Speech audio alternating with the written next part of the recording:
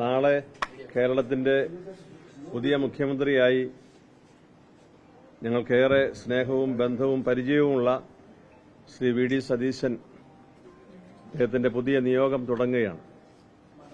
വർഷങ്ങളായിട്ടുള്ള ഒരു ബന്ധവും അടുപ്പവും പ്രത്യേകിച്ചൊരു നമ്മുടെ ദേശത്തെ സംബന്ധിച്ച് പുതിയൊരു നിയോഗത്തിൽ അദ്ദേഹം പ്രവേശിക്കുമ്പോൾ എല്ലാ ദൈവാനുഗ്രഹങ്ങളും എല്ലാ നന്മകളും ഞങ്ങൾ എല്ലാവരും നേരുകയാണ്.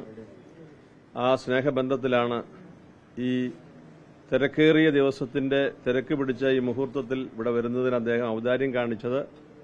അദ്ദേഹത്തിന്റെ എല്ലാവിധമായ ശുശ്രൂഷകൾക്ക് നമ്മുടെ രാജ്യത്തിന്റെ നമ്മുടെ ദേശത്തിന്റെ കെട്ടുപണിക്ക് അദ്ദേഹം നൽകുന്ന വലിയ ദീർഘവീക്ഷണത്തോടെയുള്ള പ്രവർത്തനങ്ങൾക്കെല്ലാം എല്ലാ വിജയവും നേരുന്നു.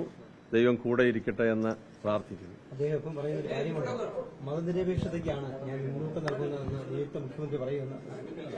താങ്കളും എപ്പോഴും ഈ ന്യൂനപക്ഷങ്ങൾ ആക്രമിക്കപ്പെടുമ്പോൾ ആദ്യം ഉയരുന്ന ശബ്ദം താങ്കളുടെയാണ്. അപ്പോൾ സ്വാഭാവികമായി അത്തരം സംഭവങ്ങളെക്കുറിച്ച് ക്രൈസ്തവ സഭകൾക്ക് ഒരുപാട് പ്രശ്നങ്ങളുണ്ട്, വിദ്യാഭ്യാസ മേഖലയിൽ ഉൾപ്പെടെ.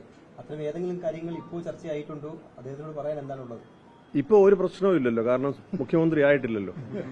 അപ്പൊ ഇപ്പോൾ എല്ലാം വളരെ ക്ലീനാണ്. അദ്ദേഹം പറഞ്ഞ ആദ്യത്തെ വാക്ക് ഇത് ദൈവനിയോഗമെന്നാണ്. ഞങ്ങൾക്കതിൽ പൂർണ്ണ വിശ്വാസമുണ്ട്. പിന്നെ എല്ലാ സമൂഹങ്ങളെയും ബഹുമാനിച്ചും എല്ലാ സമൂഹങ്ങളുടെ ആവശ്യങ്ങളെ പരിഗണിച്ചും നമ്മുടെ ദേശത്തിന്റെ പുരോഗതി ഉറപ്പാക്കിയുമുള്ള സംരംഭങ്ങളാണ് ഈ നാടിന് ആവശ്യം.